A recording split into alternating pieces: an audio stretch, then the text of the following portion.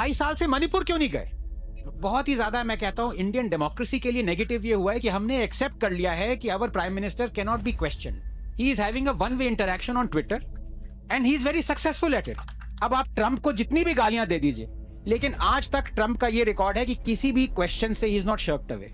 भले उसको गुस्सा आए रिपोर्टर पे, भले वो कह दे फेक न्यूज जो भी कहे, क्वेश्चन जरूर लेता है.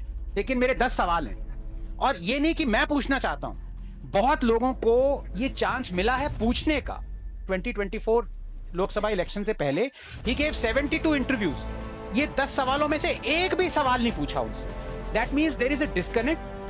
मैं ये जानना चाहता हूं जेन्युइनली कि मोदी जी हर देश गए, हर स्टेट में मल्टीपल टाइम्स गए, जहां जहां प्रॉब्लम हुई वहां पे उन्होंने देखा. गुजरात में आपका प्लेन का क्रैश हुआ, अगले दिन वहां पे थे, मोरबी ब्रिज पे थे.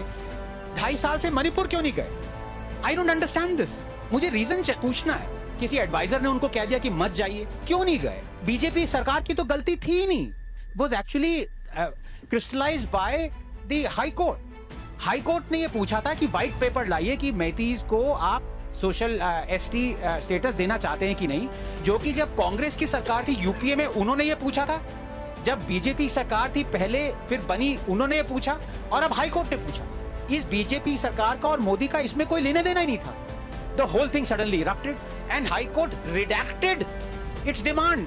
मतलब आप ये देखिए, यहाँ पे इतने कांप रही है, जुडिशरी कांप रही है, and Modi ji did not go. Like that there are so many questions on Nupur. I want to ask कि ऐसा क्या हो गया कि you threw Nupur under the bus? और ये मैं सिर्फ ट्वीट कर सकता हूं, मैंने ट्वीट भी किया हुआ है कि अपनी पार्टी आपकी पार्टी ने वो कर दिया, कतार से पता नहीं क्या है. But public needs to know these questions. Yes he is popular, yes he is loved, yes he is the best bet we have right now, but that doesn't mean that the public will not be answered to. That is one negative thing that has happened.